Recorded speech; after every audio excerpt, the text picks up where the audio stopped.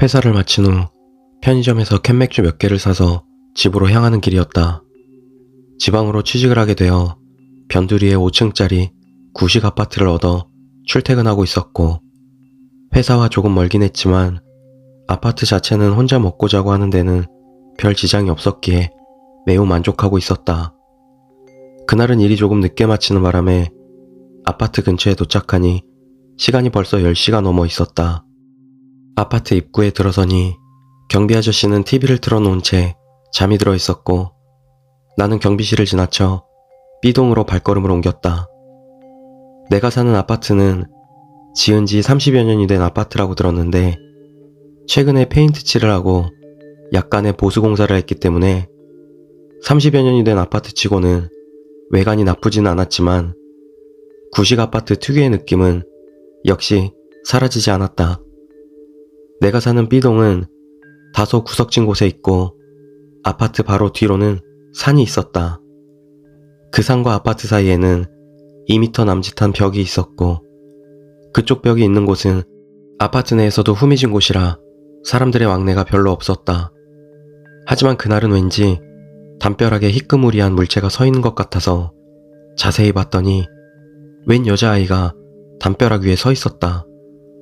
아무리 그래도 어른 키보다 높은 담벼락 위에 여자아이가 서 있다는 사실에 걱정이 되어 발길을 돌려 그 담벼락으로 걸음을 옮겼다. 꼬마야, 거기서 뭐하니? 위험한데 어서 내려와.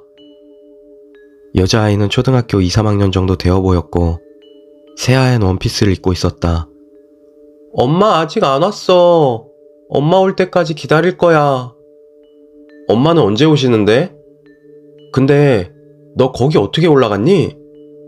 저기 쓰레기통 밟고 올라왔어. 괜찮아. 나 자주 올라오는데 한 번도 안 떨어졌어.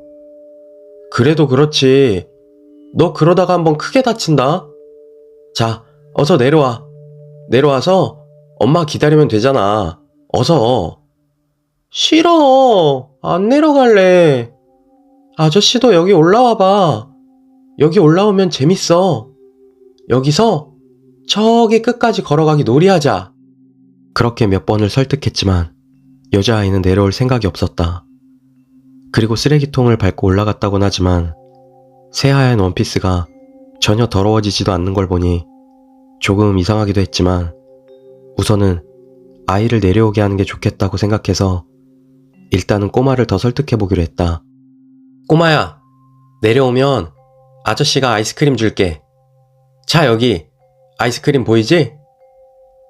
나는 맥주와 같이 사온 아이스크림을 봉투에서 꺼내며 아이를 구슬려 봤다. 싫어. 아저씨가 일단 여기 올라와. 여기서 같이 아이스크림 먹자. 아이스크림은 한 개밖에 없어. 너 안 내려오면 아저씨한테 혼난다. 너 몇 동에 사니? 너희 엄마 오시면 다 일러준다. 거기 올라갔다고?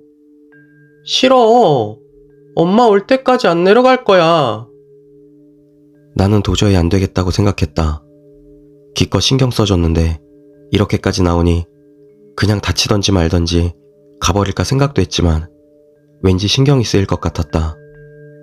억지로 끌어내릴까 생각도 해봤지만 만에 하나 그러다가 오히려 다칠 수도 있는 일이었다. 나는 일단 경비실에 가서 경비 아저씨를 불러오기로 했다. 이 일은 일단 경비 아저씨에게 맡기고 나는 들어가서 쉬면서 맥주나 마셔야겠다. 너 거기서 꼼짝 말고 기다려. 그렇게 말하고서 나는 다시 경비실 쪽으로 발걸음을 돌렸다. 경비 아저씨는 어느새 잠에서 깨서 TV를 보고 있었다. 안녕하세요. 그래. 301호 청년이네. 이 시간에 웬일이야? 저기 B동 뒤쪽 담벼락에 웬 꼬마아이가 올라가서 도무지 내려올 생각을 안 하네요. 아저씨가 보면 몇 호에 사는 꼬마인지 알 텐데 부모한테 연락을 하던지 빨리 내려오게 해야겠어요. 안 그럼 다치겠어요. 경비 아저씨는 대답이 없었다. 순간 표정이 굳어지며 무거운 침묵이 흘렀다. 혹시 그 아이 흰색 옷을 입었던가? 네, 흰색 옷을 입고 있었어요. 누군지 아시나 보네요? 그쪽 B동 담벼락 너머 뒤쪽은 높이가 10m도 넘는다네. 여기 사는 아파트 사람들은 다들 알고 있기 때문에 그쪽 벽에 올라가는 사람은 없어. 네? 그럼 그 꼬마 뒤쪽으로 떨어지기라도 하면 큰일이네요. 아저씨, 빨리 가봐요. 총각, 이사 온 지 얼마 안 돼서 아직 모르나 보구먼. 그쪽 벽은 여기 아파트 사람들도 밤에는 절대 가지 않아. 가끔 여자아이 귀신이 나온다는 소문이 돌아서지. 나도 소문만 들었지 실제로 본 적은 없지만 사실인가 보구먼. 날씨는 무더운 여름이었지만 나는 소름이 돋는다는 말을 몸소 체험할 수 있었다. 온몸에는 등줄기를 따라 비오듯이 식은땀이 흘렀지만 말 그대로 소름이 돋고 온몸이 서늘해지는 느낌이었다. 그리고 몇 년 전인가 한 사람이 그 담벼락 아래로 떨어져서 죽은 적이 있지. 뇌진탕으로 즉사했는데 경찰은 자살로 결론 지었지만 떠도는 소문에는 그 여자 귀신한테 홀렸다는 말도 있다네. 나는 지금은 그 아파트에 살고 있지 않다. 그 일이 일어난 후 곧바로 집을 내놓고 다른 곳으로 이사를 갔다.